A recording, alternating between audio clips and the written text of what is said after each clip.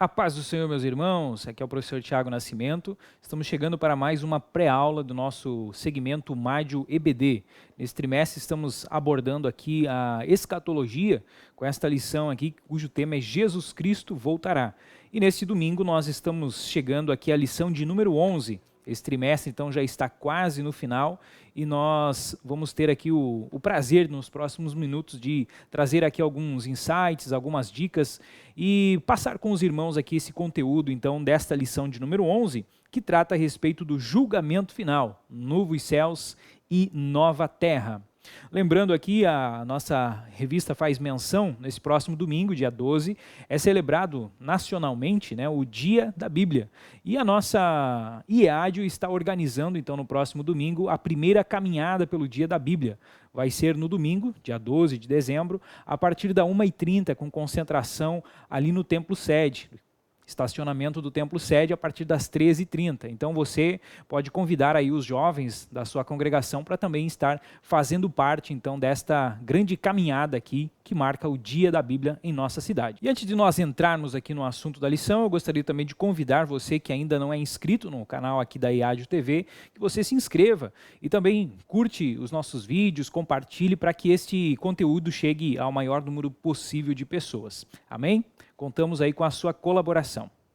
Então, entrando aqui no assunto dessa lição, essa lição que trata então a respeito do julgamento final, é o famoso trono branco, É um assunto bastante importante dentro da escatologia, porque há uma certa quantidade de erros teológicos, de dúvidas teológicas, poderíamos dizer assim, principalmente de jovens, adolescentes, que não têm ainda uma maturidade teológica muito grande a respeito dessa questão do juízo final, a respeito inclusive também do destino dos mortos e algumas teorias que circulam por aí pela internet, aí, como a do universalismo, de que Deus, sendo um Deus bom, então ele sendo amor, ele não iria condenar as pessoas ao inferno.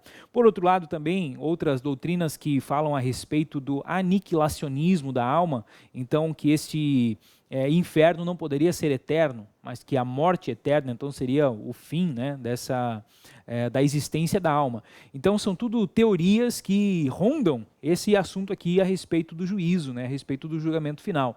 E a gente vai aqui, na medida do possível, trazer alguns esclarecimentos em cima, inclusive, da abordagem que a nossa lição aqui faz sobre esses temas. Então o texto do dia aqui, ele se encontra em Apocalipse capítulo 20, Eu vi um grande trono branco, e o que estava sentado sobre ele, de cuja presença fugiu a terra e o céu, e não se achou lugar para eles. Então, o julgamento final, nós estamos aqui tratando do grande trono branco. Este assunto de juízo na Bíblia, esse julgamento do trono branco, ele não é o primeiro julgamento. A introdução dessa lição, você pode, professor, fazer aqui uma recapitulação com os seus alunos, visto que nós já nos aproximamos então do final do trimestre. É interessante você relembrar com eles alguns assuntos que já foram estudados, que já foram abordados. E nesse sentido, aqui na lição de mestre, do professor, existe um infográfico que mostra aqui os julgamentos, então os julgamentos futuros. E você pode então acompanhar aí na sua lição de mestre, Você pode utilizar isso aqui, talvez colocando num quadro, caso você tenha um quadro negro, um quadro branco na sua sala, ou você pode talvez ampliar isso aqui, imprimir, para trazer para os seus alunos, ou se houver a possibilidade aí de um projetor, um data show, uma TV, então a mídia que você vai utilizar aí é de acordo com a sua possibilidade aí dentro da sua sala, mas é interessante você fazer esse resgate, nesse momento aqui, a respeito dos julgamentos. Esse julgamento, então, o julgamento do grande trono branco, a gente vai ver que ele é antecedido aqui pelo tribunal de Cristo. Isso já foi assunto de lições aqui anteriores, onde abordou então que o tribunal de Cristo é um evento que acontece no céu, paralelo ao que está acontecendo aqui na terra, que são os 7 anos da grande tribulação. Então aqui você pode, professor, fazer um resgate dessas lições que foram estudadas anteriormente e mencionar aos seus alunos que tudo começa então com o arrebatamento da igreja, que é o que dá início então a esta fase escatológica aqui da nossa Bíblia, do nosso estudo. E então o primeiro juízo, o tribunal de Cristo. Lembre aos seus alunos que este é um juízo que não se refere aos ímpios, aos incrédulos. Ele vai ser exclusivo para os que foram arrebatados. Então, as pessoas que fazem parte da igreja, os santos do Antigo Testamento, todos eles estarão então no céu. E ali nós vamos passar pelo tribunal de Cristo, onde vão ser ali julgados as nossas obras, aquilo que foi feito, a fim de recebermos galardão. Então, não é um julgamento para condenação. Este trata-se muito mais de uma premiação, poderíamos dizer assim, do que um julgamento propriamente dito.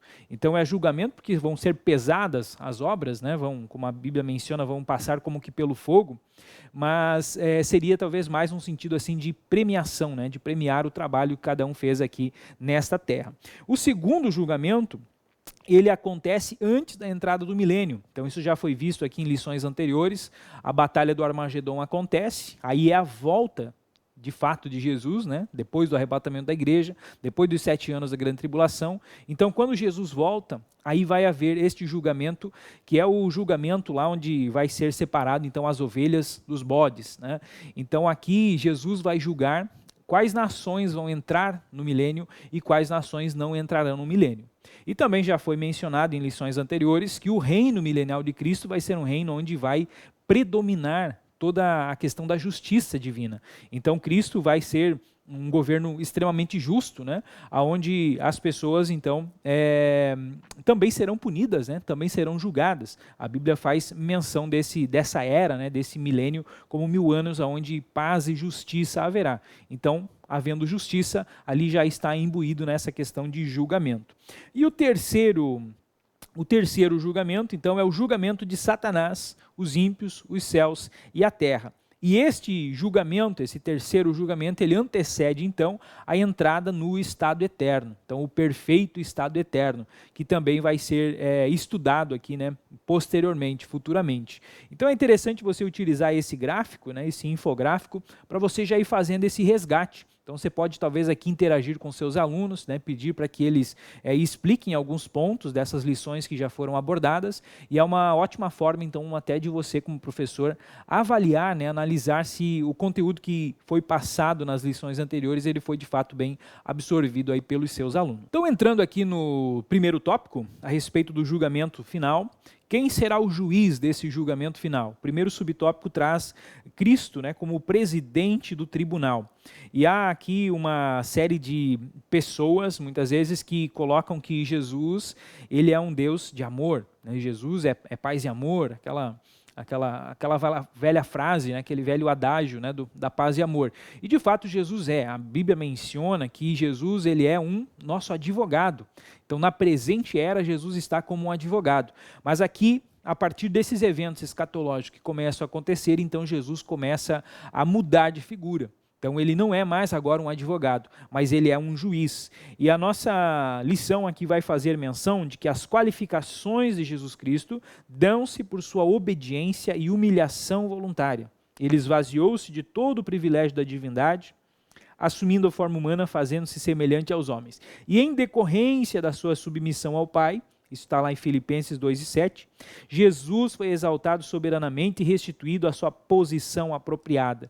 Então agora, neste momento aqui, ele vai sair da posição de advogado e ele assume definitivamente a sua posição de juiz. E ele é um juiz justo, então não vai haver jeitinho, né? Não vai haver nenhuma forma de burlar, né, as regras, as leis. E como que se dará este juízo? Então, se Jesus é esse justo juiz, ele vai julgar mediante o que diz aqui o segundo tópico, alguns livros. Então, o Apocalipse, capítulo 20, quando ele menciona o julgamento do trono branco, ele diz que abriram-se os livros. E que livros são esses? Então, aqui a partir do segundo subtópico, a Bíblia vai fazer referência a esses livros. Alguns teólogos trazem aqui um conjunto de 7 tipos de livros que a Bíblia vai mencionando. E o nosso comentarista aqui registrou, por exemplo, o livro da vida, né, que é aquele cujos nomes das pessoas poderão constar ou não. Então, as pessoas cujos nomes estejam presentes no livro da vida, então são as pessoas que serão salvas. Esse livro da vida, nesse momento aqui desse julgamento do trono branco, ele vai estar ali apenas como que uma testemunha, para que as pessoas olhem, né, folheiem o livro e vão ver que os seus nomes não estão escritos no livro da vida. Então este é um dos primeiros livros aqui, né, que estão sendo abertos. Também existe aqui, a Bíblia menciona nos Salmos 56:8, Salmos 69:28 e no 139:16, a existência de um livro de Deus, onde estariam escritas as condutas dos homens. Talvez seja daqui que surgiu aquela teoria que circula por aí, do telão, né, que vai ter lá no juízo final, aonde então vão passar todas as obras dos homens, né, e vai ser um dia então onde tudo que você faz no obscuro, no oculto, então naquele dia vai ser revelado. Não cabe a nós aqui trazermos detalhes, né, a Bíblia ela é muito clara em relação à ordem dos acontecimentos, aos princípios que serão utilizados, mas esses pequenos detalhes, eles escapam, né, à lógica bíblica, né, e não, acabam entrando muito na questão da suposição. E não é nossa função, não é função de você, professor, dentro da aula, dar vazão a esse tipo de especulação, né? Então, nós não fazemos aqui uma teologia especulativa, né? Então, essa teoria circula por aí. E se por acaso for levantada, né, essa questão, essa pergunta, né, geralmente acontece, né, dos jovens perguntarem, o que a gente pode mencionar é que de fato a Bíblia dá uma certa base para dizer que existe sim um livro onde as obras das pessoas estão ali sendo registradas. Agora, a forma como isso vai acontecer, né, se vai ser visível para todos, se vai ser, sei lá, um telão de LED, ou se vai ser talvez uma questão assim mental, né, que as pessoas vão ver, como tem ali na ficção científica, né, essa transferência de imagens, enfim. Então, as formas nós não sabemos e também não cabe a nós especularmos sobre isso. Mas o fato é que existe sim um livro das obras, onde as pessoas então não poderão chegar diante de Deus e se desculpar, né, ou se, né, apresentar alguma desculpa, alguma justificativa, porque tudo está gravado, tudo está escrito então nesses livros que serão abertos aqui no juízo final. O nosso comentarista prossegue abordando aqui a questão de que Deus não precisaria de livros para tomar nota de todos os fatos. Então nós sabemos que Deus é um ser soberano, um ser onisciente, né, que conhece todas as coisas. E aqui obviamente trata-se então de uma questão de antropomorfismo, né, onde o escritor bíblico traz uma característica humana para Deus, para que ficasse mais fácil de nós compreendermos. Então, por isso que, mais uma vez, eu digo, né, não convém nós especularmos, né, nós estamos muito aquém, muito abaixo, né, dessa sabedoria divina, para nós sabermos de fato como que se dará isso. Imagine os cristãos lá do terceiro século, do quinto século, da Idade Média, enfim, sem esse aparato tecnológico que nós temos hoje, né, o que será que eles pensariam, né? E nós não sabemos exatamente quando ocorrerá o arrebatamento da igreja, então não cabe a nós também tentarmos prever, né, como é que vai ser isso no futuro. Mas o fato é que a Bíblia ela é muito clara, então, em relação à questão desses livros, né? E desses livros todos aqui que são mencionados, o livro da vida talvez seja, de fato, o mais importante. É aquele onde, depois de todas as obras serem analisadas, de tudo ser visto, então é a prova final. Olha, o seu nome não está no livro da vida. Então, você pode aqui fazer um momento de reflexão com seus alunos e mostrar a eles, né, quão bem-aventurados somos nós, né, porque nós temos certeza que os nossos nomes já estão escritos no livro da vida. E nesse dia, né, nós nem passaremos por esse processo, né, do julgamento aqui, porque os nossos nomes já estão no livro da vida. E este julgamento final aqui, então, é para aqueles cujos nomes não estarão escritos no livro da vida. E o que acontece com essas pessoas, então, que foram, então, condenadas aqui dentro desse juízo final? A condenação eterna não é apenas uma sentença decretada pelo Senhor no juízo final, mas acontece em decorrência de uma vida longe de Deus. O Senhor Jesus afirmou, lá em João 3,18, que quem não crê já está condenado. Então, as pessoas que estarão sendo condenadas aqui vão, na verdade, estar apenas recebendo uma sentença do que já aconteceu com elas. Então, este julgamento final aqui para elas vai ser basicamente para que eles cheguem, se apresentem diante do juiz, já como condenados, tendo plena consciência disso, para receber a sua punição. Como num julgamento normal, tradicional dos nossos dias, né?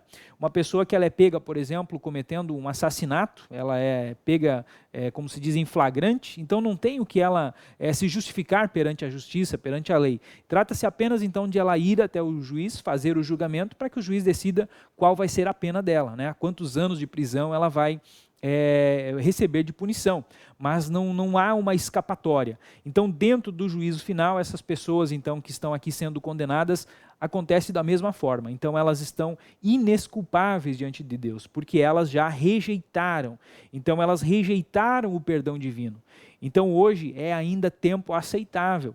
Caso algum dos seus jovens aí, você perceba, né, que ele está balançado dentro dessa questão, talvez até amedrontado frente à escatologia, à vinda do Senhor, ao juízo final, você pode então convidar a essa reflexão nesse momento, e aqueles que não têm ainda certeza então do seu nome escrito no livro da vida, que eles de fato aceitem o perdão divino, e que esta aula pode ser então aqui um momento aceitável inclusive para haver conversão, né, de almas. Muitas pessoas jovens estão na igreja, muitas vezes, apenas ali como filhos de crente, né, mas não passaram ainda por uma experiência de conversão. Então aqui talvez você, enquanto professor, enquanto líder, né, tendo essa consciência e conhecendo a sua turma, se você julgar necessário, né, pode fazer uma reflexão levando para este sentido também. É um momento oportuno aqui, neste ponto da aula. Muito bem, então aqui o segundo tópico, ele vai tratar a respeito dos novos céus e nova terra. Então, passado esse momento de julgamento, as pessoas que foram aqui condenadas já estão no lugar de tormento eterno. Então, agora é momento de nós entrarmos naquilo que é amplamente divulgado, aí fala-se muito, né, a respeito do fim do mundo. E é aqui, então, em Apocalipse, capítulo 20, que vai, de fato, acontecer, né, o fim do mundo. O nosso comentarista ele traz aqui a seguinte frase: o cataclisma final da existência é tratado no contexto bíblico tanto pelos profetas do Antigo Testamento, quanto por Jesus e pelos apóstolos no Novo Testamento. Embora o texto bíblico não mencione cronologicamente os eventos acerca do fim, é possível identificar nas profecias os acontecimentos que precederão o juízo de Deus. Então, por isso, queridos, que a escatologia ela está dentro da área da teologia sistemática. Nós não temos um único livro, nem mesmo o livro do Apocalipse, né, com todo o seu conteúdo escatológico, mas não existe um único livro onde você diga, não, eu vou ler este livro e aqui vai estar explicado especificamente, né, dentro da Bíblia, os eventos aqui cronológicos da escatologia, né, do fim do mundo. Então, o que acontece? Você tem esse conhecimento espalhado, tanto nos profetas menores, nos profetas maiores, no sermão escatológico de Jesus, fala-se bastante a respeito disso, nas epístolas, né, de Paulo, de Pedro, de João, e também no livro do Apocalipse. Então isso é muito importante, né, a ser destacado. O livro do Apocalipse sozinho ele não consegue comportar, né, solucionar todas as perguntas, aqui, as dúvidas. Então é preciso, por isso, abordar de forma sistemática esse estudo da escatologia para que a gente consiga ir alinhando cronologicamente. E o que a gente fez aqui nesse trimestre, né, estamos fazendo nesse trimestre, é justamente isso. É trazer esse conhecimento de forma cronológica. Então aqui agora a gente chega nesta parte final do fato, né, o fim do mundo acontecendo. E é interessante que você, professor, faça a leitura, se você por acaso ainda não fez, isso já foi sugerido aqui em algumas aulas anteriores, que você faça a leitura da nossa declaração de fé das Assembleias de Deus. Ali a gente tem de fato um resumo, né, do que pensa a Assembleia de Deus, o que a Assembleia de Deus ensina a respeito da escatologia. Então aqui é interessante, traz aqui o comentário da lição, né, que de acordo com a declaração de fé, quando for instalado o juízo do grande trono branco, o céu e a terra deixarão de existir. Isso no texto inicial aqui, que você geralmente lê ali com os seus alunos, é o capítulo 21 e o versículo 1. Eu vi um novo céu, uma nova terra, porque já o primeiro céu e a primeira terra passaram e o mar já não existe. Então isso acontece com a instalação do trono branco. Então aqui o apóstolo Pedro também ele fala que os elementos se desfarão, né, e o céu vai ser enrolado como se fosse um rolo. Então note que aqui de fato então está acontecendo o fim do mundo. E esta terra, então, hoje tão contaminada pelo pecado, não resistirá ao esplendor da presença de Deus. O universo físico não se susterá diante da pureza, santidade e glória daquele que está assentado sobre o trono. E neste versículo que a gente fez menção aqui, 21:1, Há uma pergunta que talvez surja na sua classe a respeito do significado de o mar já não existe. O que será que João quis dizer com essa questão de o mar já não existe? E, irmãos, esse é um assunto bastante complexo de responder. Quando a gente estuda os grandes teólogos do passado, os pais da igreja, quase que cada um deles tinha uma visão a respeito disso. Então, caso essa questão surja aí dentro da sua classe, você pode talvez trazer o que seria um pensamento majoritário, que alguns têm, mas colocar que esse é um assunto que a igreja em si não tem uma opinião fechada. E aqui vale uma frase que nós já mencionamos aqui em algumas pré-aulas anteriormente, que é uma frase que é atribuída aos irmãos morávios, onde eles dizem que nas doutrinas essenciais, nós precisamos ter unidade. Nas doutrinas secundárias, né, que não são essenciais, então é preciso haver liberdade. Mas, acima de tudo, precisa haver a caridade, o amor. E este é um assunto que se encaixa nisso. Então, não é uma doutrina fundamental. Né? O que significa que o mar já não existe? Alguns trazem, então, uma das teorias mais correntes é de que o mar, quando a gente volta lá no livro de Gênesis, o mar não existia. No Gênesis 1:1, né, no princípio criou Deus os céus e a terra. Tu note que não é falado ali a respeito do criou Deus os céus, a terra e os mares, né, os oceanos. Então alguns têm que depois da bagunça que acontece com a queda de Satanás, que vai haver então a criação do mar. Outros ainda vão fazer menção que foi depois, né, na época do dilúvio. Então, na época de Noé, que vão se abrir as comportas, né, da terra e esse mar vai surgir. Então, essa é uma visão que se tem, de que no início, quando Deus cria a terra, então a terra não tinha o mar. E por isso agora, depois do juízo, né, do julgamento, então no novo céu e na nova terra, voltam a essas condições iniciais. Já existe uma outra linha de teólogos que eles vão pelo lado do João, analisando o João. O João, quando tem essa visão aqui em Apocalipse, ele está na ilha de Patmos.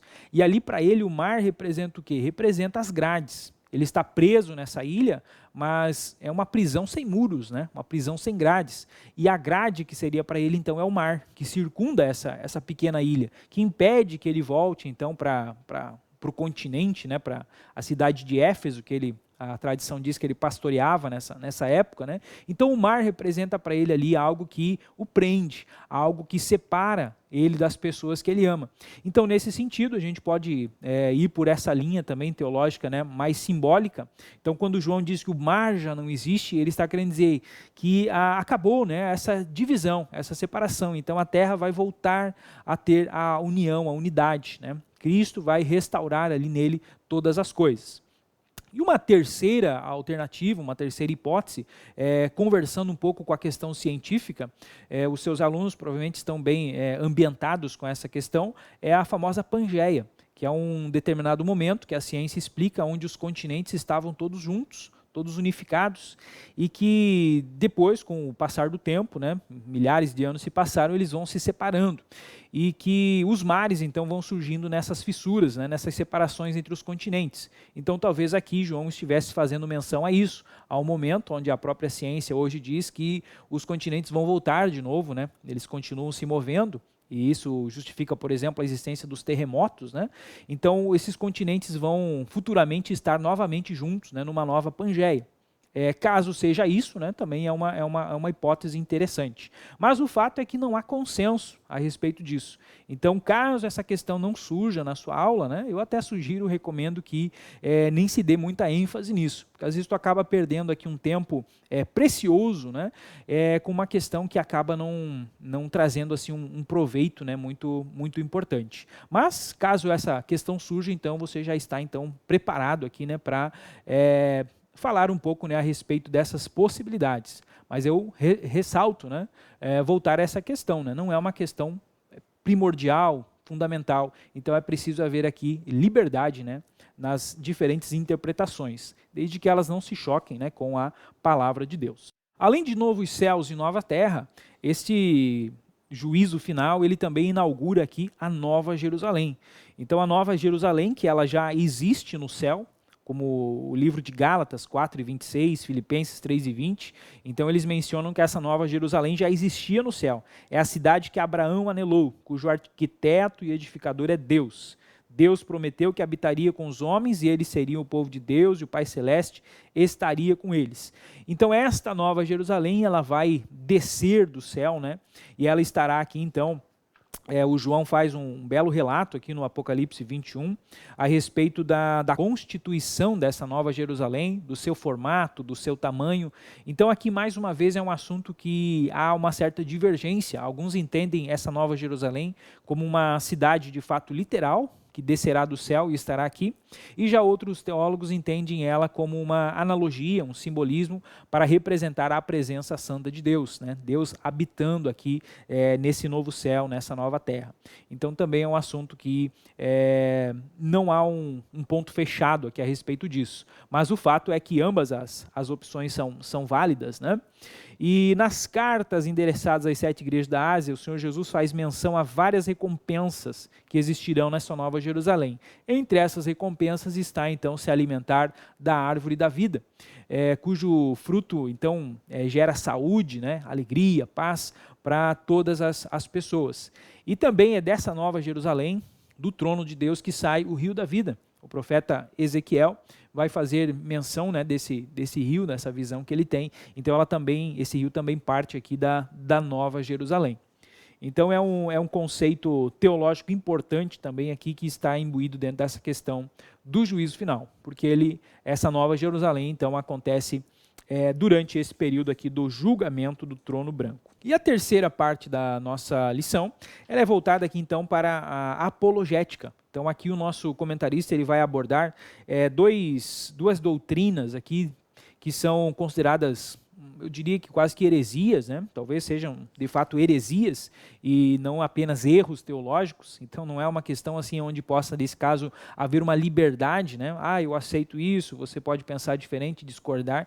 Esse aqui é um ponto onde nós não podemos ter, né? Aqui tem que ter o assunto tem que ser fechado. Essas são doutrinas fundamentais. E por isso, mais uma vez, eu ressalto, né, a importância de você fazer a leitura da nossa declaração de fé, que ali está bem especificado, né, bem aclarado o que nós acreditamos, o que nós cremos. E ali a gente consegue, então, tirar algumas dessas dúvidas, né, que por acaso pairem aí sobre a sua classe. Então, as duas doutrinas aqui que são mencionadas pelo nosso comentarista, eu já trouxe aqui na introdução. A primeira delas é o universalismo. O universalismo é uma doutrina que diz que a salvação ela é para todos, a salvação ela é universal, que Cristo morreu por todos e que, por isso, todas as pessoas vão ser salvas. Em que, então, esse juízo aqui, na verdade, é um juízo simbólico e que, na verdade, as pessoas, né, ninguém vai para o inferno. Essa questão até gera uma conotação com uma frase famosa que tem por aí, que é um pensamento pós-cristão, né, de que o inferno é aqui e que depois daqui, então, a gente vai para o céu, né, que todos serão salvos. E um grande número de pessoas acredita, de fato, nessa doutrina, não apenas teólogos, né, teólogos da teologia liberal, mas as pessoas normais, né, as pessoas comuns no seu cotidiano, vivem como se, de fato, isso fosse uma realidade. Então, esse aqui é um momento muito oportuno para que você traga a essência da palavra de Deus, então, que fala a respeito disso. De fato, Jesus morreu por todos, né? Deus amou o mundo de tal maneira que deu seu Filho unigênito para que todo aquele que nele crê não pereça. Então, a morte de Cristo, o perdão dele é para todos, mas para que você tenha acesso a isso, você precisa primeiramente crer. E aí nós sabemos que nem todas as pessoas crerão. A vontade de Deus é que nenhuma pessoa se perca, mas Deus também respeita a vontade humana. O livre-arbítrio, né, está aqui envolvido. Então, as pessoas que rejeitarem, né, que escolherem rejeitar a Cristo, então essas pessoas, infelizmente, elas irão para o inferno. Inferno, lembrando, o nosso comentarista também aborda aqui, o inferno não foi preparado para essas pessoas. A Bíblia é muito enfática ao dizer que o inferno está preparado para o diabo e os seus anjos. Mas, infelizmente, algumas pessoas, pela sua dureza do coração, então elas vão acabar indo também para esse destino, que não é o destino ao qual Deus gostaria que elas fossem. Mas, nesse ponto, nós precisamos, então, enfatizar aos nossos alunos que o universalismo é uma heresia, ele contraria a palavra de Deus. nem todas as pessoas serão salvas. Isso precisa ficar bem claro. A segunda doutrina herética aqui que nós precisamos combater é a doutrina do aniquilacionismo. Então existem algumas seitas ditas cristãs, né, algumas denominações que pregam a respeito de que a alma ela seria mortal e que nesse sentido a vida cessará para os que forem lançados no lago de fogo. Então essas pessoas elas até acreditam que haverá um julgamento, sim, mas que depois desse julgamento as pessoas vão ser lançadas no inferno, né, no lago de fogo, e ali vai cessar. Então elas vão morrer. Então vai ser uma espécie de sono eterno, né, a morte eterna. Mas a Bíblia ela é muito enfática em dizer que o tormento será eterno. Né? Jesus menciona lá em Mateus 25 e 41 que é o fogo eterno. E outras passagens também dos profetas menores, né, vão fazer menção disso, de que o fogo nunca se apaga, o bicho não morre. Né? Então tudo isso nos leva a crer o quê? Que há de fato um tormento eterno. E esse tormento, por si só, né, pelo fato de estar separado de Deus, ele já seria um grande tormento. Mas ele ainda estará aqui acompanhado daqueles hóspedes, né, originais do inferno, né, o diabo e os seus anjos. Já o falso profeta e a besta que inauguraram esse lago de fogo, como nós vimos aqui em lições anteriores, né, também estarão lá. Então este lago de fogo, então, ele desqualifica essa doutrina do aniquilacionismo. Então nós não podemos imaginar, entender que o sofrimento vai acabar. Porque este sofrimento, a Bíblia é muito clara em dizer então que é um sofrimento eterno. Dia e noite serão atormentados para todo sempre. Apocalipse 20:10, mencionando o anticristo e o falso profeta. Eles foram lançados ali e serão atormentados para sempre. Então aqueles que agora, passado o milênio, também serão lançados ali no lago de fogo, também vão ser atormentados para todo sempre. Então, professor, é interessante que você aborde essa questão, porque existem algumas seitas que são bastante fortes, bastante influentes dentro da internet, né, dentro das próprias cidades mesmo, né, muitas igrejas bem respeitadas, podemos dizer assim, perante a sociedade, que creem nessa doutrina do aniquilacionismo. Então é preciso que você qualifique, né, os seus alunos, né, dê a eles esse ferramental necessário para que eles refutem este falso ensino, esta heresia. Mas para encerrar a aula aqui, a gente tem o segundo subtópico, que vai falar a respeito de uma relação mais profunda. Então aqui é o momento de você terminar a sua aula lá em cima, podemos dizer assim, né? Depois de abordar essa questão do juízo, a questão do inferno, do tormento eterno. Então aqui a gente consegue encerrar esse tópico lendo aqui, você pode inclusive ler com seus alunos, uma passagem que está em 2 Coríntios, capítulo 3 e versículo 18. Eu vou ler aqui com vocês. Todos nós, que com a face descoberta contemplamos a glória do Senhor, segundo a sua imagem estamos sendo transformados, com glória cada vez maior, outra tradução diz de glória em glória, a qual vem do Senhor, que é o Espírito. O versículo 17 havia dito que o Senhor é Espírito, e aonde está o Espírito do Senhor, ali há liberdade. Então nós estaremos agora para sempre com o Senhor, sendo transformados de glória em glória, né? Com glória cada vez maior. E você pode então aqui fazer menção com os seus alunos, que Deus ele é um ser eterno. Deus é um ser todo-poderoso, um ser que tem todo o conhecimento. E agora, passado essa fase de julgamento, de juízo, então nós estaremos então à beira de entrar nesse perfeito estado eterno, onde nós vamos estar convivendo com Cristo. Vamos estar nessa relação mais profunda, como o comentarista faz menção aqui, e vai ser uma relação eterna. Então Deus sendo eterno, e nós então agora tendo acesso à vida eterna, né, qual vai ser o limite? Então você que tem aí talvez alunos que gostam de conhecer cada vez mais da palavra de Deus, ou das próprias questões, né, acadêmicas, enfim, científicas, né? Então inspire eles, né, a buscar, né, a almejar isso aqui, estar com Deus, porque se é gostoso, eu particularmente gosto bastante, né, de estudar, de descobrir coisas novas, novos conhecimentos, se já é bom isso hoje, né, com essa mente limitada que nós temos, com esse mundo completamente corrompido que a gente tem, ainda assim é interessante, é bom você aprender, né, algo novo. Imagine como não será no céu, né, onde você vai ter a eternidade toda para ir descobrindo Deus cada vez mais. E dentro do lado espiritual, da mesma forma, é gostoso você se alegrar num culto, sentir a presença de Deus, sendo que é um simples toque, né, do Senhor, um leve uma migalha, podemos dizer assim, da presença divina que nós temos aqui na terra, né, nesse corpo falho, nesse corpo imperfeito.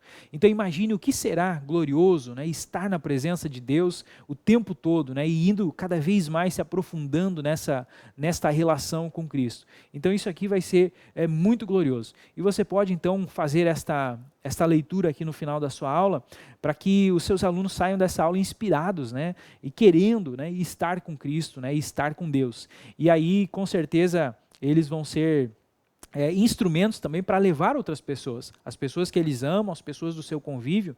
Então a gente pode, dentro da escatologia, através de um correto estudo escatológico também, levar os nossos jovens a ser também pessoas que inspirem os demais a almejar essas coisas que vêm do alto. Bem, meus irmãos, então espero que os irmãos tenham absorvido aqui algo, né, alguma dessas dicas, desses conceitos, e caso você tenha alguma sugestão aqui para nos fazer, algum comentário, alguma crítica, né, então vem aqui abaixo nos comentários aqui do YouTube, pode deixar o seu recadinho, nós estaremos aqui com todo o prazer respondendo, né, esse feedback aí é importante aqui para nós. No mais, eu quero desejar a todos então um feliz dia da Bíblia, né, nessa semana, e para você que é de Joinville, mais uma vez eu relembro, então nesse domingo, 13h30, a primeira caminhada pelo dia da Bíblia, né?